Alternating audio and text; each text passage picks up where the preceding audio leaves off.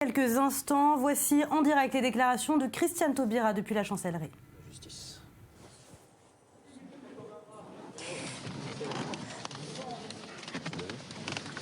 Mesdames, Messieurs, ce fut pour moi un immense honneur d'être garde des Sceaux, ministre de la Justice de la France, et en particulier sous l'autorité de ce président de la République, François Hollande, et sous la responsabilité du Premier ministre Jean-Marc Ayrault pendant 2 années, puis presque 2 ans du Premier ministre Manuel Valls. Ce fut un fréquent bonheur. Ce bonheur, je le dois aux membres de mon cabinet, tous compétents, ayant un esprit d'équipe, une grande pugnacité et aussi beaucoup d'humour. Je le dois aussi aux personnes, des femmes, des hommes, qui partout se dévouent au quotidien au service public de la justice. Et pour rompre avec les habitudes du précédent quinquennat, j'ai veillé à avoir, vis-à-vis de ces personnes qui travaillent pour le service public de la justice, du respect, de l'estime, de la considération, parce que le premier et le plus grand atout de ce ministère, c'est sa ressource humaine, comme d'ailleurs pour l'ensemble de ce pays. Mais bien entendu, l'estime, le respect, la considération que j'ai montré aux magistrats, aux directeurs, directrices, chefs de greffe, aux fonctionnaires, aux agents administratifs et techniques, aux éducateurs, aux psychologues, aux surveillants et directeurs pénitentiaires, aux conseillers d'insertion et de probation, à tous ces personnels qui, dans l'administration centrale, mais également sur l'ensemble du territoire, dans toutes nos structures décentralisées, déconcentrées. Il ne suffisait pas de leur montrer de l'estime, de la considération, il fallait aussi créer les conditions de travail correctes, il fallait aussi donner les moyens d'effectuer ces belles missions. J'y ai donc veillé. D'abord, au titre du budget, le budget de la justice a augmenté de 450 millions d'euros en 3 ans. Il a franchi la barre symbolique de 8 milliards d'euros, atteignant 8 milliards 258 millions d'euros. Au-delà du budget, il a fallu créer les conditions de travail, changer les méthodes lorsque c'était nécessaire, mais surtout augmenter les effectifs. Ainsi, dès notre première année de responsabilité, 2013, nous avons augmenté les effectifs d'élèves magistrats.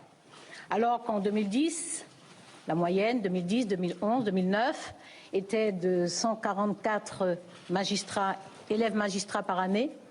Nous avons fait des promotions de plus de 300.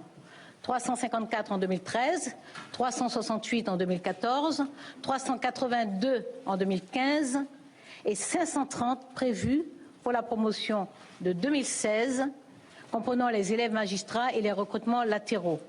Ce qui permet, compte tenu de la durée de formation d'un élève magistrat, 31 mois, ces recrutements latéraux permettent l'arrivée en juridiction de magistrats plus tôt qu'au terme de ces 31 mois.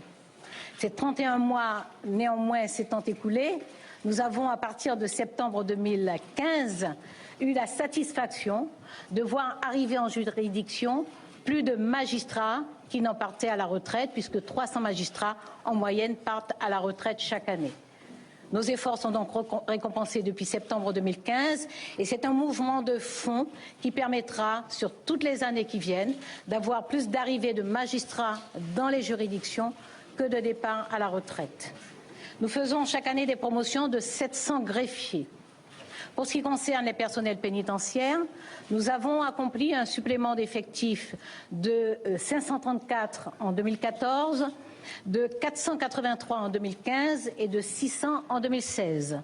Pour les conseillers d'insertion et de probation, vous savez que nous avons accompli un effort particulier, puisque c'est un corps que nous avons augmenté de 25% en créant 1 millier d'emplois supplémentaires pour un corps d'environ 4000 agents. Pour ce qui concerne la protection judiciaire de la jeunesse, qui avait connu une saignée considérable en perdant 600 de postes entre 2009 et 2012.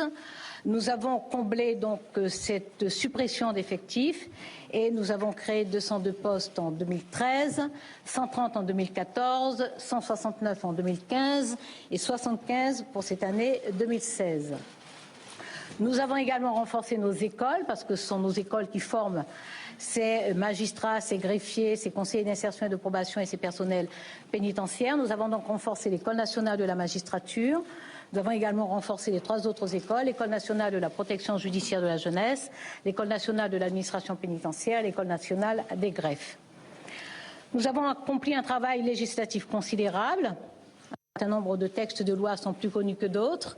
Nous avons défendu devant le Parlement plus de 25 textes de loi en 3 ans et demi, mais je rappelle à votre mémoire, quoique je sois persuadée que c'est inutile, cette belle loi d'égalité du mariage pour tous, la réforme pénale qui redonne du sens et de l'efficacité à la peine, notre politique très volontariste et très efficace d'aide et de suivi individualisé des victimes.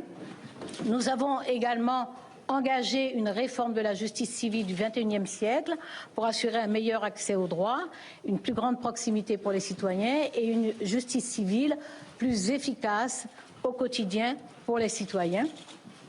Et nous avons pratiquement abouti, puisque le texte sera présenté en Conseil des ministres dans moins de 2 semaines, nous avons pratiquement abouti à une belle réforme du droit des contrats, en modernisant un texte qui date de 1804, en y introduisant la jurisprudence qui s'est accumulée entre-temps et en faisant en sorte que ce texte qui était devenu disparate, les 317 articles du Code civil qui étaient devenus disparates et qui pénalisaient aussi bien les citoyens que les entreprises, que ce texte soit modernisé. Voilà quelques repères de l'action qui a été conduite grâce, je le répète, aux membres de mon cabinet, aux fonctionnaires, magistrats de l'administration centrale, ainsi qu'à tous les personnels de justice qui agissent au service de la justice sur l'ensemble du territoire. Je quitte le gouvernement sur un désaccord politique majeur. Je choisis d'être fidèle à moi-même, à mes engagements, à mes combats, à mon rapport aux autres, fidèle à nous, tel que je nous comprends. Le péril terroriste qui nous menace est grave, imprévisible, mais nous avons appris à le traquer et nous nous en sommes donné les moyens. Nous savons comment le combattre et nous avons montré que nous sommes bien déterminés à l'abattre. Mais je crois que nous ne devons lui concéder aucune victoire, ni militaire, ni diplomatique, ni politique, ni symbolique. Et parce que ce pays regorge de force, d'énergie, de volonté, d'imagination, il peut entendre que son destin collectif repose sur des fondations solides et que parmi ces fondations, il y a la construction de son identité républicaine, de son identité civique. Et que ces fondations sont assez robustes, elles sont assez profondes pour résister au temps, aux accidents et aux tragédies. Voilà pourquoi, fidèles à Aimé Césaire, nous ne livrerons pas le monde aux assassins d'aube. Je vous remercie.